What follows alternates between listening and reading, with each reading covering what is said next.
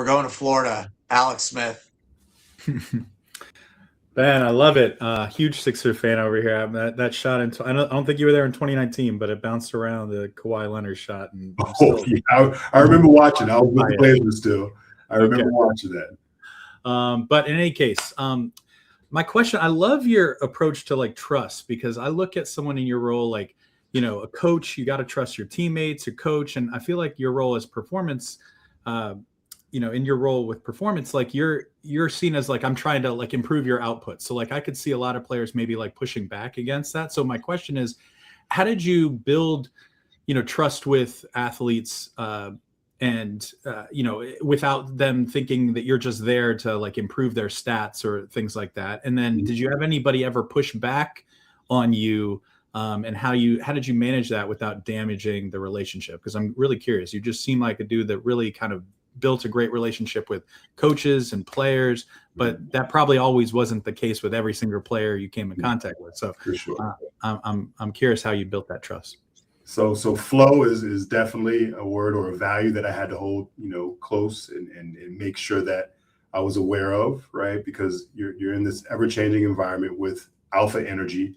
Everybody has the answer to everything, right? And so for you to come in as an expert and deliver an answer to somebody that might already have it is not the easiest. And so I always flowed, and I was always a teammate with whoever I worked with, whoever I talked to, from GM all the way down to the custodians in the building, right? I was always a teammate. And then the last piece is I cared.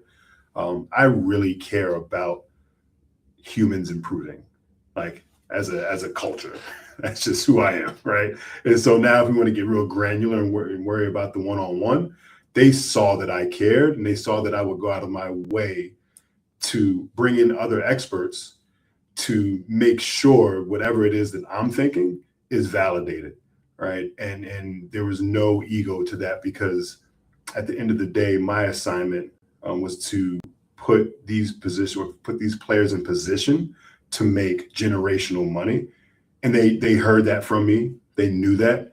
They understood it. There was no ego there of like, I'm doing this. This is more of like, hey, man, am I doing it right? Do you feel aligned, right? Because what I did for Dame probably isn't going to work for you exactly. And I just want to make sure it works for you, because this is an opportunity that, you're probably only going to get once, your contract or this playoff series or whatever it is. And I just want to make sure that you're in a good spot. And so they always saw that, felt that. So that's a lot of the times what I would have to navigate. And players that didn't want to participate, unfortunately, I would be very clear and just say, hey, like, I'm not trying to force you to do certain things. I know a system that works. And if I don't work for you, there's other people on the staff that might, right? And again, being transparent, being honest, and removing my ego. Again, when you're around a whole bunch of alphas, you got to make sure that, you park the ego and you understand the pecking order. And that really helped me navigate, the lions that I had to work with every day. Appreciate it.